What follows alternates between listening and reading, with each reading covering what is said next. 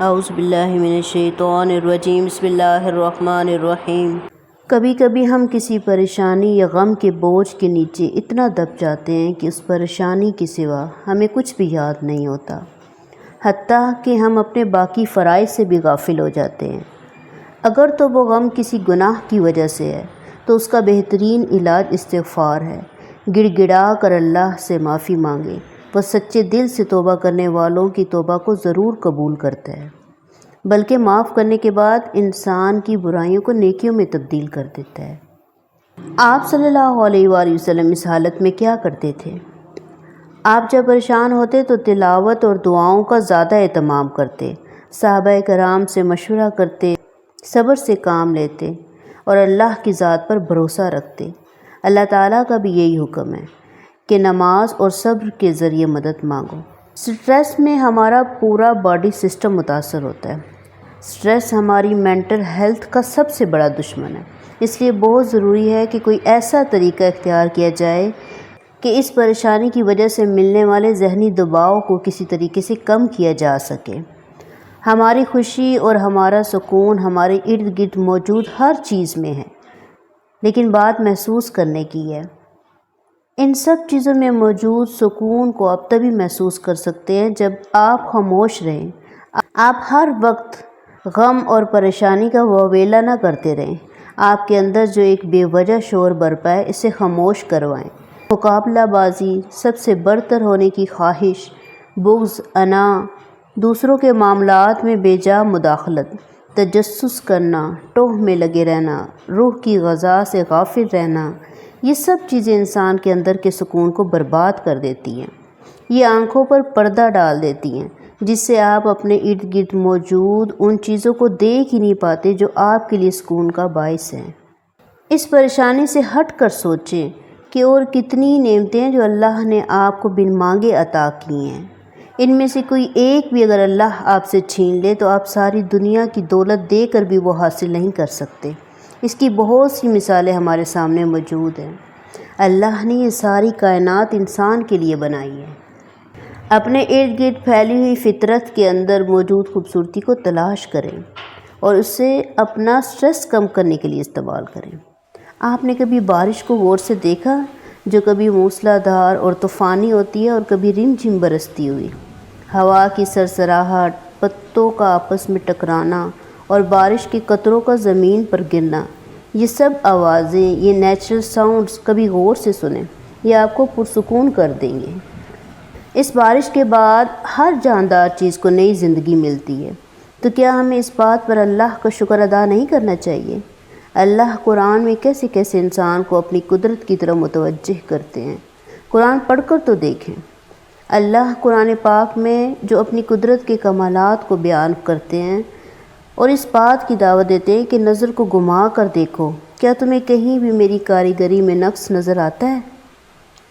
آپ جب غور کریں گے تو آپ کو اس کی قدرت کی ہر چیز میں اس کی شان اور علم کا کمال نظر آئے گا، اور آپ کا دل بے ساختہ اس کی وحدانیت کو تسلیم کرتے ہوئے پکار اٹھے گا کہ سبحان اللہ ربنا ما خلقت ھذا باطلا فقنا عذاب النار۔ اللہ اپنی بارش کی نعمت کو قرآن میں کچھ اس طریقے سے بیان کرتے ہیں۔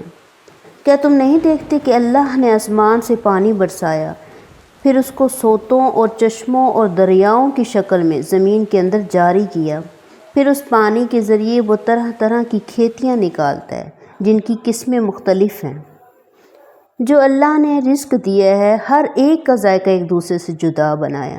اس کے دیے ہوئے رزق کو کھاتے ہوئے اس کے پھلوں کے ذائقوں کو محسوس کریں۔ یہ سب ذائقے آپ کو خوش کرنے کے لیے رکھے گئے ہیں، اور یہ سوچتے ہوئے کہ ایک ہی زمین سے اگنے والے ہر پھل کا ذائقہ دوسرے سے جدا ہے، پھر اس بات پر اللہ کی تعریف بیان کریں۔ سورہ عبسہ میں اللہ نے فرمایا، اور انسان کو چاہیے کہ اپنے کھانے کو دیکھے کہ ہم نے خوب پانی برسایا، پھر زمین کو اچھے طریقے سے پھاڑا، پھر اس میں سے اناج اگائے اور انگور، ترکاری، زیتون، کھجور، گنجان باغات، میوے، گھاس، یہ سب چیزیں تمہارے استعمال اور فائدے کے لیے بھی ہیں اور تمہارے چوپایوں کے لیے بھی۔ پھر رنگ برنگے خوبصورت پرندوں کو دیکھیں، ان کی میٹھی بولیاں سنیں، کیا ان میں سکون نہیں ہے؟ اللہ فرماتے ہیں یہ لوگ اپنے اوپر اڑنے والے پرندوں کو پر پھیلاتے اور سکیڑتے نہیں دیکھتے؟ رحمان کے سوا کوئی نہیں جو انہیں تھامے ہوئے ہو، وہی ہر چیز کا نگہبان ہے۔ رنگ برنگے خوشبودار پھولوں کی طرف دیکھیں، اور اس کے علاوہ اللہ نے رنگ برنگے پہاڑوں کا بھی ذکر کیا ہے۔ پھر یہ بھی تو سوچیں نا کہ اس تکلیف پر ملنے والی جنت کیسی ہوگی۔ ایسی جنت کے بارے میں سوچیں کہ جس کو بھی اس کی طلب لگ جائے وہ قناعت کی دولت سے مالا مال ہو جائے، اسے دنیا کی ہر چیز حقیر اور بے وقت لگنے لگے۔ فرمایا اور تمہارے لیے ہے اس میں جو تمہارا جی چاہے، اور تمہارے لیے اس میں ہے جو تم مانگو گے۔ سورہ حج میں فرمایا ایمان والوں اور نیک عمل کرنے والوں کو اللہ ان جنتوں میں لے جائے گا جن کے نیچے نہریں بہہ رہی ہیں، جہاں انہیں سونے کے کنگن پہنائے جائیں گے، سچے موتی بھی۔ وہاں ان کا لباس خالص ریشم ہوگا، اور یقین مانو کہ پرہیزگاروں کی بڑی اچھی جگہ ہیں، یعنی ہمیشہ رہنے والی جنتیں جن کے دروازے ان کے لیے کھلے ہوئے ہیں، جن میں بافراغت تکیے لگائے بیٹھے ہوں گے، طرح طرح کے میوے اور قسم قسم کی شرابوں کی فرمائش کریں گے، اور ان کے پاس نیچی نظروں والی ہم عمر حوریں ہوں گی۔ فطرت میں موجود خوبصورتی کو محسوس کرنے سے آپ کا غم، آپ کی تکلیف مکمل طور پہ تو ختم نہیں ہوگی، لیکن آپ کو اپنے اوپر کنٹرول کرنا آ جائے گا، جس کا فائدہ یہ ہوگا کہ نیکسٹ اب آپ اچھے طریقے سے سوچ سمجھ کر اس پرابلم کو سولو کرنے کی ایبیلٹی حاصل کر لیں گے۔ آپ مایوسی کی کیفیت سے نکل جائیں گے۔ آپ مظاہر قدرت کو ڈپریشن ٹریٹمنٹ کے طور پہ استعمال کر سکتے ہیں۔ ڈپریشن کی حالت میں ہم سب سے بڑی غلطی یہ کر رہے ہوتے ہیں کہ ہم اپنی طرف آنے والی ہر خوشی کے لیے کھڑکی دروازہ بند کر دیتے ہیں۔ ایسا کرنا اللہ کی بڑی ناشکری ہے، حالانکہ اللہ کا وعدہ ہے کہ ہر مشکل کے ساتھ آسانی ہے۔ جو اللہ درخت سے گرنے والے بیکار پتے کی حالت سے بے خبر نہیں، تو کیا وہ انسان کے حالات سے بے خبر ہو سکتا ہے؟ یاد رکھیں کہ اللہ نے یہ سب کچھ بیکار پیدا نہیں کیا۔ ہم پر لازم ہے کہ ہم اس کا خوب شکر ادا کریں، پابندی سے نمازیں پڑھیں، اس کی نافرمانی سے بچیں۔ فکر مندی کی باتیں تو یہ ہیں، سوچنے کی باتیں تو یہ ہیں کہ کیا ہم اللہ کے فرما بردار ہیں، اور اللہ نے ہمیں کس مقصد کے لیے دنیا میں بھیجا ہے۔ انسان لا یعنی باتوں میں مشغول ہو کر، بے مقصد چیزوں کے لیے پریشان ہو کر اکثر اپنے اوپر خود ہی ظلم کر رہا ہوتا ہے۔ خود پہ یہ ظلم کرنا چھوڑ دیں، ذکر الہی کو لازم پکڑ لیں، آپ کو ہر غم، ہر پریشانی ہلکا لگنے لگے گا۔ اللہ تعالی ہم سب کو عمل کی توفیق عطا فرمائے۔ وآخر دعوانا ان الحمد للہ رب العالمین۔